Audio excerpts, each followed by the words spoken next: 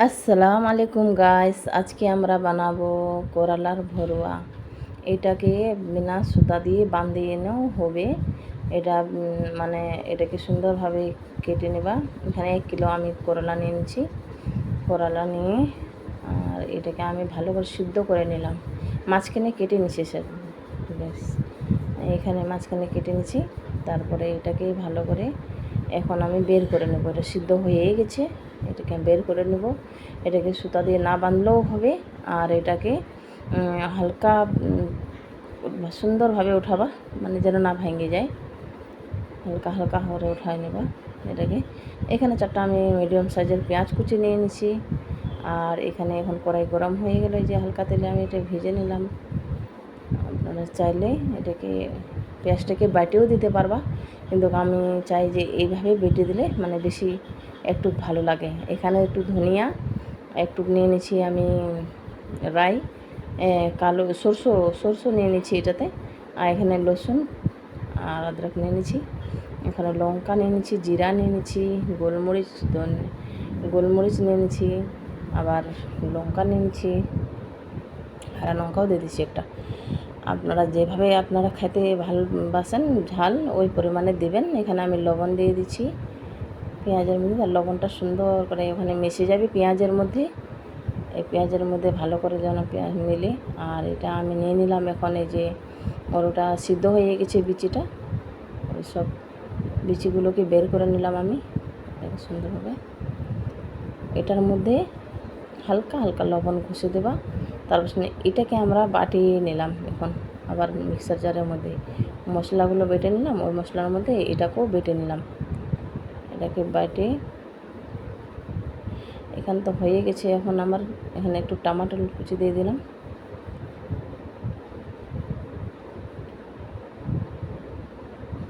Tomato কুচি দিয়ে দেওয়ার পরে একটু নেড়ে চেড়ে ঢাকে দিলে ভালো হয়। গাইস, আজকে আমার এখানে পুরা বৃষ্টি, পুরা মেঘ ডাকাডাকি হচ্ছে। আর আজকে হবে করলার ভরুয়া। এই বৃষ্টির মধ্যে করলা ভরুয়া ডাল খাইতে খুব টেস্টি। একবার রেসিপিটা ট্রাই করে দেখবা। এখানে আমি ওই সব মশলাগুলো বেটে নিচ্ছি, এখানে ভালো করে মিলিয়ে দিলাম। এখানে নিয়ে নিচ্ছি হলুদ গুঁড়ো,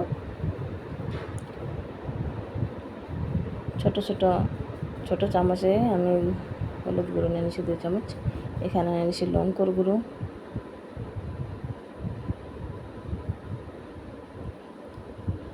মশলাটাকে ভালো করে ফেটে নিলাম।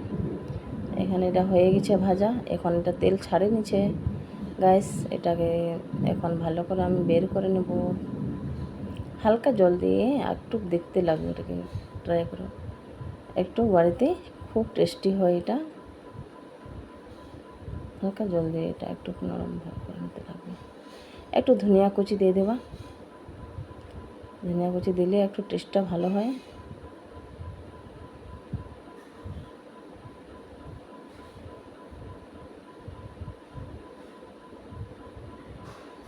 এটা সুন্দরভাবে এটাকে ফেটানো গেল। এখন খুব সুন্দর হয়ে গেছে। এটা এখন পারফেক্ট হয়ে গেছে। ওটার মধ্যে ভরোয়ার মধ্যে ভরার জন্য এটা পারফেক্ট হয়ে গেছে। এখন এটাকে বের করে নেব।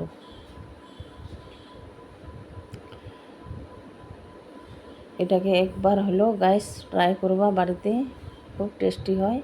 এখানে আমি লবণ একটু মিলে নিলাম এখানে, যেন ওই ফিকা না থাকুক, ওটাও যেন টেস্ট থাকুক, যেন লবণ লবণ করে। এটার মধ্যে যেন ভালো করে সেট হয়ে যাবে ওটা মশলাটা। আর এটা দিয়ে কোনো মানে একদম খুব সহজ রেসিপি। এটা একবার হলো ট্রাই করবা। মানে কেউ ভাজা খেতে চায় না, তিতা হয়, কিন্তু ওই তিতার জন্য এইভাবে করে খাইলে সবাই খেতে পারবে বাড়ির।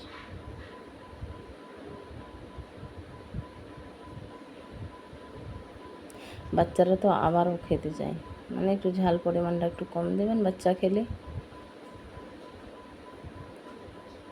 করলা খাওয়ার জন্য তো সবার শরীরে হেলদি, তাই এটা খেতে লাগে। এখানে হয়ে গেছে গাইস। আমি এখন এটাকে ভালো করে ফ্রাই করে নেব। তেলটাকে গরম করে নিলাম, এবারে দিয়ে দিলাম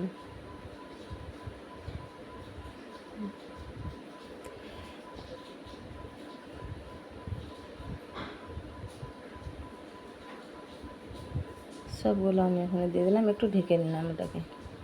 হালকা হালকা আঁচ দিয়ে আমি এখানে ফ্রাই করতেছি। আমি একটু ঢেকে নিলাম, একটু বের করে নিলাম। এখন আমি ওটাকে পাল্টে নিই, হালকা হাতে পাল্টে নেবা।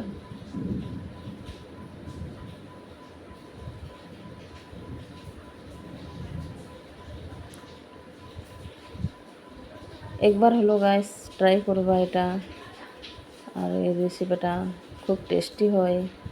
এই দেখবা দাঁড়িতে এইভাবে ডাল আর করলা ভরোয়ার সাথে খুব টেস্টি হয়। আমি এখানে ডাল অ্যাড করি নাই গাইস, এই যে এটা করলার ভরোয়াটা অ্যাড করছি। এটা দেখো এইভাবে বাড়িতে যদি চাও এটা খুব তাড়াতাড়ি একটা রেসিপি তৈরি হয়ে যাবে সুন্দরভাবে।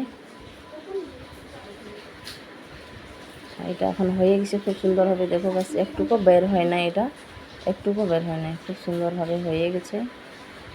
মশলাটাও ভালো করে সেট হয়ে গেছে।